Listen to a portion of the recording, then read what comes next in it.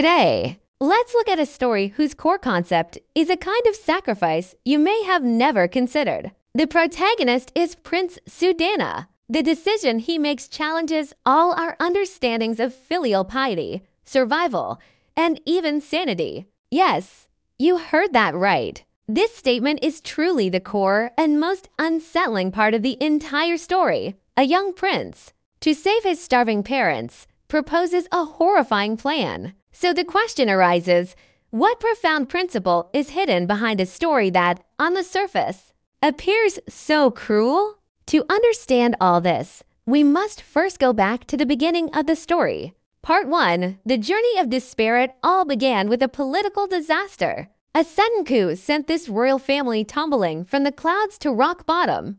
The story's background is quite tragic. A traitor named Rahula staged a coup, killing the king and the prince's two older brothers. As the last heir, the prince himself became the #1 target. He had no choice but to flee with his wife and child, Sudana, hoping to find refuge in a more powerful neighboring country. Initially, their plan was sound.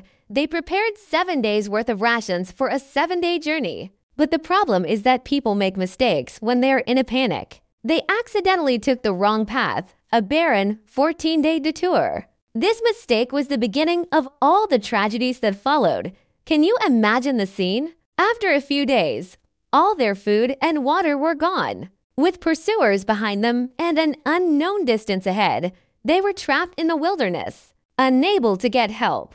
Part 2, the prince's extraordinary vow. This is arguably the most critical moment in the story. With no food and survival at its limits, they had to make an impossible choice. It was at this point that the line between humanity and divinity began to blur. Just as the prince's father, in his despair, was about to sacrifice his wife, the young Prince Sudana spoke these words. Instead of that, "It's better to sacrifice me." He chose to use his own body to save his mother.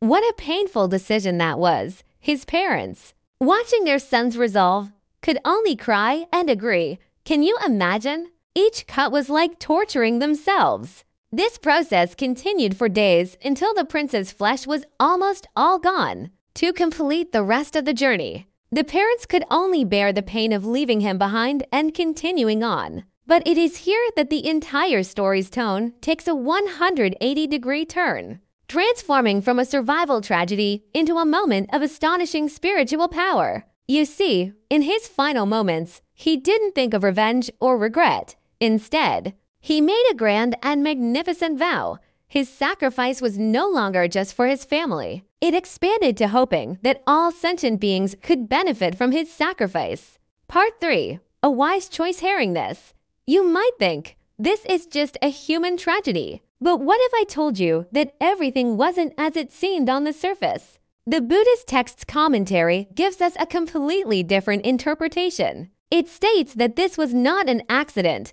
It was a prearranged spiritual practice. To solve this riddle, we must first understand the concept of a bodhisattva. What exactly is a bodhisattva? Simply put, a bodhisattva is someone whose purpose of practice is not just to improve themselves, but to help all people, all life, to be free from suffering. Their thoughts and actions are often beyond what ordinary people can understand. So, according to the commentary, this family, the father, mother, and son, were all bodhisattvas. They weren't just a family, they were fellow practitioners. This journey wasn't an accident, but a prearranged spiritual practice. The son needed his parents as a field of merit to help him in his practice, and the parents were willing to fulfill their son's wishes. Part 4, the test of the gods story isn't over yet.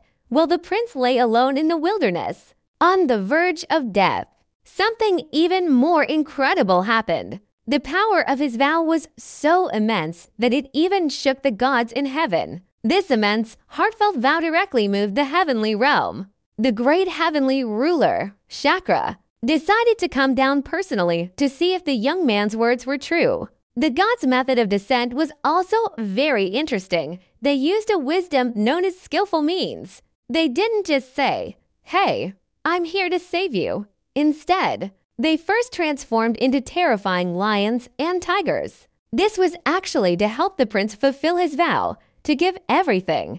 Then Shakur deliberately provoked him, asking, "You're all talking. Who would believe you?" This provocation caused the prince to show even greater determination, and he used his own power to restore his body. This was a higher, more sophisticated form of help. Part 5, Trading the Impermanent for the Permanent. Of course, the story has a happy ending. The prince's body was restored. He reunited with his parents, and he eventually reclaimed his kingdom. But the key is that this entire story is meant to teach us a core philosophy. The meaning behind sacrifice is actually a trade. The central idea behind this sacrifice is a form of exchange. Look at this chart, and it's very clear what the prince traded: his temporary, perishable body, pain, and fleeting life.